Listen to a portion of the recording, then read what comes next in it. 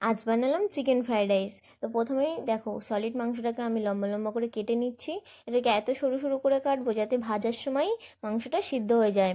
তারপর একটি পাত্রে জলে দিয়ে দিয়েছি দারচিনি, লবঙ্গ, এলাচ। তারপরে চালটাকে দিয়ে দিচ্ছি, দেখো চালটা অল্প বাকি থাকবে তখন আমরা নাবিয়ে নেব। অন্য পাত্রে দিয়ে দিয়েছি তেল। তারপরে চিকেনগুলোকে ভালো করে ভেজে নেব।